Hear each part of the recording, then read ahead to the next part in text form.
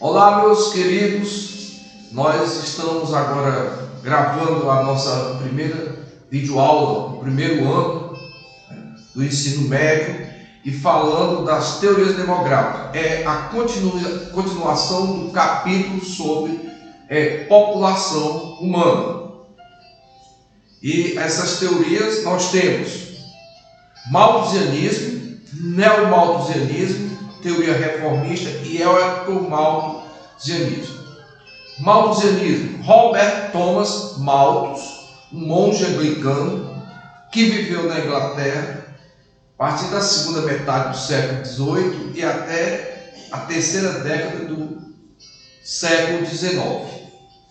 Ele falava em sua teoria, no seu livro, ensaio sobre questões demográficas, população, que a população humana cresce em progressão geométrica, enquanto a capacidade de produzir os bens cresce em progressão aritmética.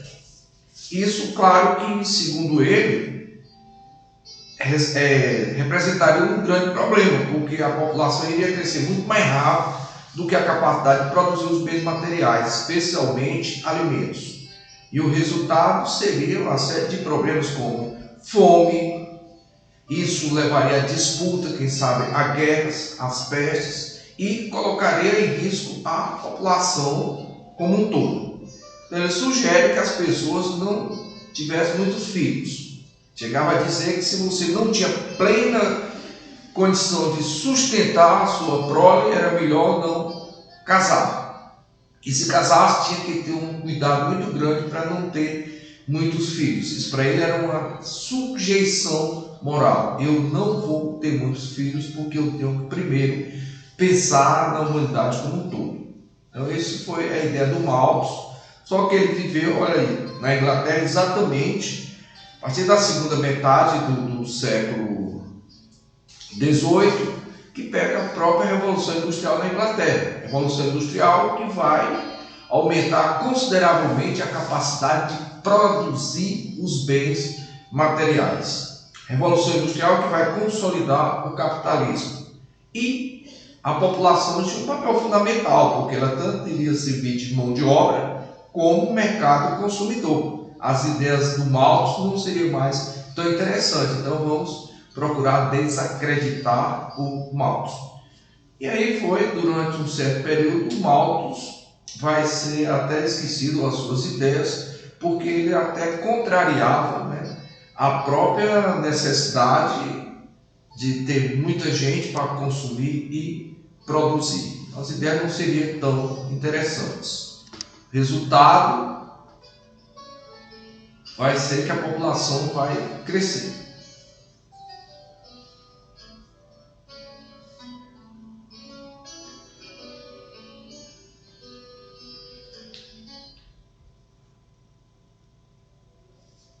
Depois de um certo tempo, aí o que é que vai acontecer?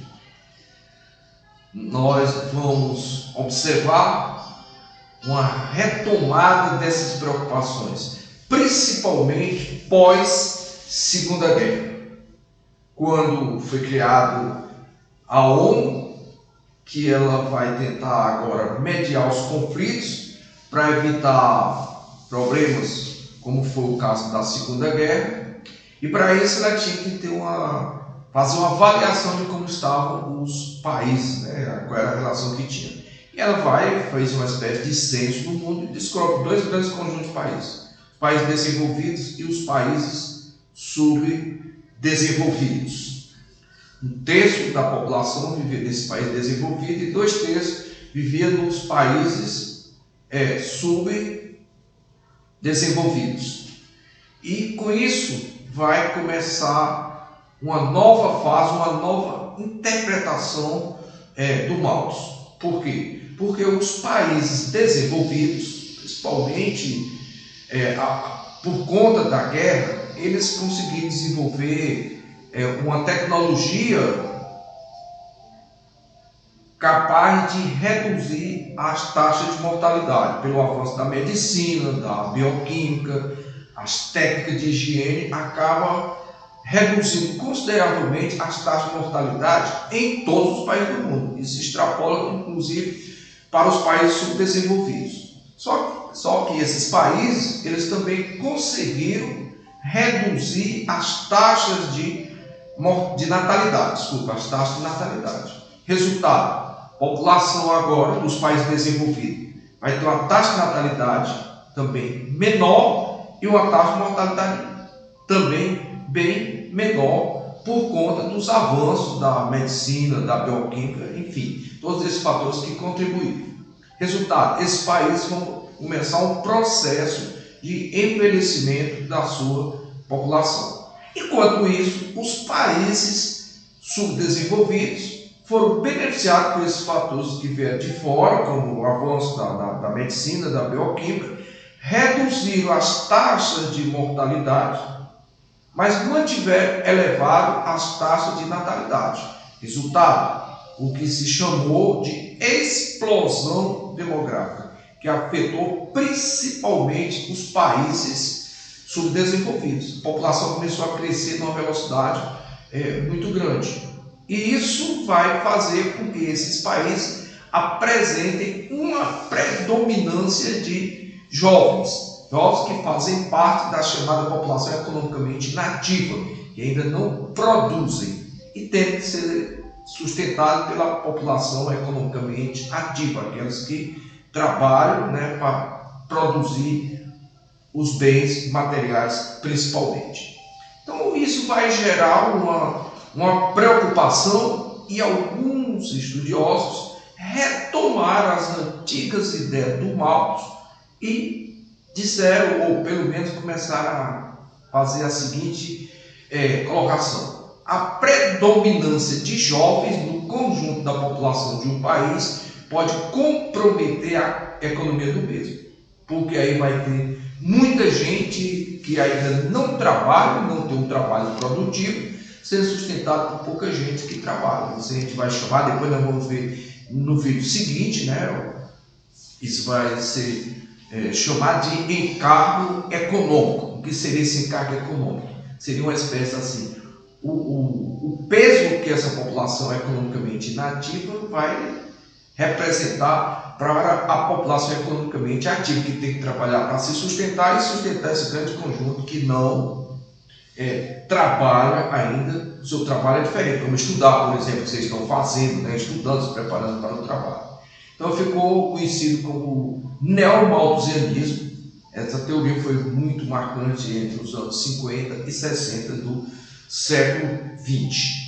Em síntese, ele diz que uma grande quantidade de jovens no conjunto da população pode comprometer a economia. Só que, posteriormente, vai começar a surgir um grupo de pessoas que começam a discordar dessa ideia. Vamos ser chamados de progressistas ou reformistas, onde eles contestam da seguinte maneira: a predominância de jovens no conjunto da população de um país pode ser um fator positivo, desde que se cuide da educação desses jovens, da preparação desses jovens, que aí quando eles chegarem à idade adulta, a idade chamada economicamente produtiva, população economicamente ativa, aí o que é que vai ter? Uma população, uma mão de obra capacitada, que vão produzir mais e consumir mais também. Isso, desde que se invista em educação e na economia desse país, isso pode ser um fator extremamente importante e positivo para um país que tem uma população jovem que está se preparando. No entanto, ficou essa disputa entre os neomalthusianos, os progressistas, com os reformistas.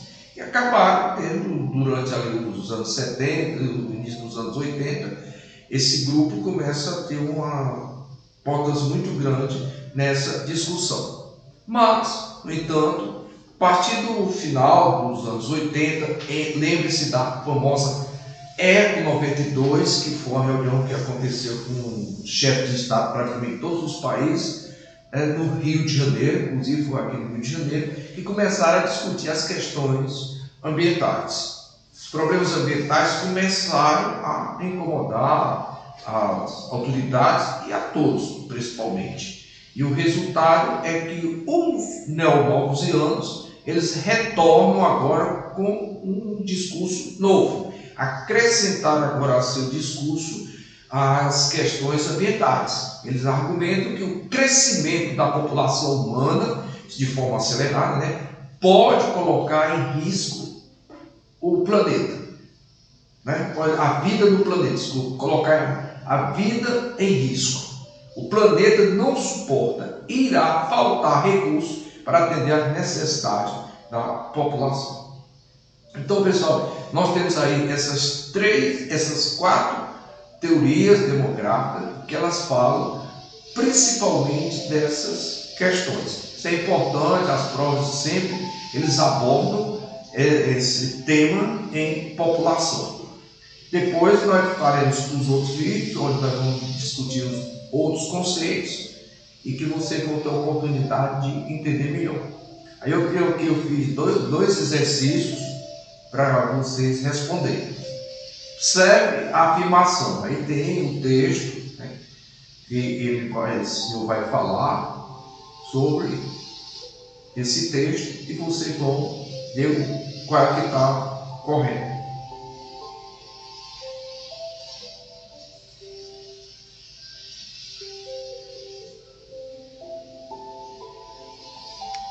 A segunda questão deve titular que sabe sobre o princípio da população maior. Thomas Robert Malthus mostra uma teoria demográfica que, acho que lá na aula a gente praticamente já respondeu, que é o senhor Thomas Robert Malthus, qual foi a teoria.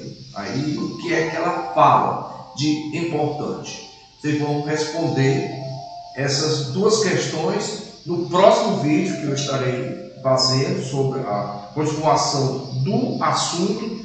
Eu trarei aqui as respostas, o gabarito dessas 2 questões. E aí vocês vão resolver as questões do capítulo referentes às teorias demográficas. Vocês têm aí do modo, vão procurar resolver essas questões. Quando a gente retornar, aí a gente já confere essas questões. Essa aula eu vou mandar para o colégio, tá aí que vocês estão recebendo, mas ela vai estar também no meu canal do YouTube. Vocês podem assistir, acessar quantas vezes quiser, e aí vocês podem ficar retornando para responder as 2 questões e outras questões a respeito do assunto. Estou morrendo de saudade de vocês, espero que passe tudo isso para a gente retornar a nossa aula. Eu estou assim, olha o meu jeito, como estou morrendo de saudade.